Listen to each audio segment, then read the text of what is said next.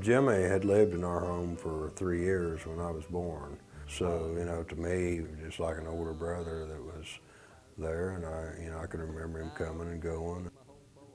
And most of the photos, I can relate to them. I can remember when they were taken and what we were doing. And I know we used to have an old phonograph player, and we went down the basement and he played some of the phonograph records. And he worked on a bicycle that I had, and he bought me a BB gun while he was home.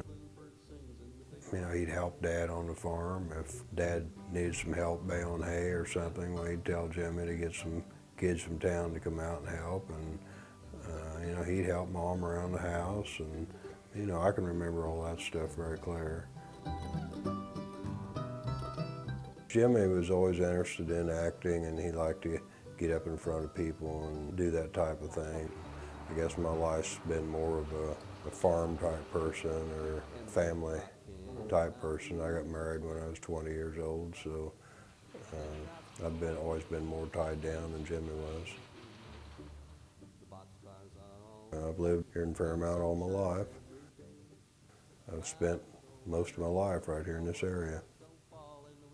Well, I've got a laundromat here in Fairmount that I look after, and we've got several acres of farm ground. I've got calves to look after, and I'm busy every day. There's never a day that I'm not doing something.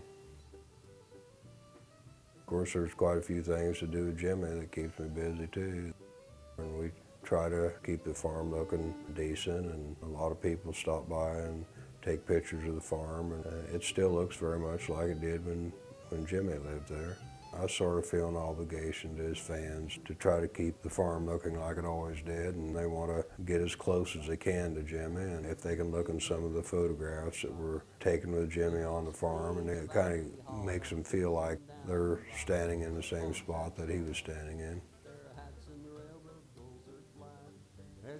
Fairmount Historical Museum, I think, started around 1975. As time went on, I've put just about everything that we have in here now. And, we have a large collection of his childhood things, drawings and paintings, and got 2 of his motorcycles here. And really, for as short a life as Jimmy had, I feel like we're very, very fortunate to have as much stuff here as we do. This is Jimmy's motorcycle jacket. There's a lot of photographs of him wearing this jacket. Here's 2 knives that were used in Rebel Without a Cause. Those are prop knives, and the Warner Brothers gave those to Jimmy's dad after Jimmy's death. This rope here is the rope that he used to play with, and here's a photo of him lassoing Elizabeth Taylor with that actual rope.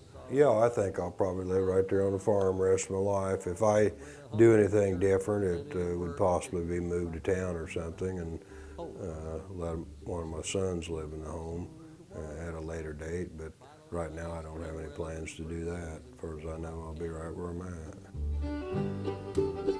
at.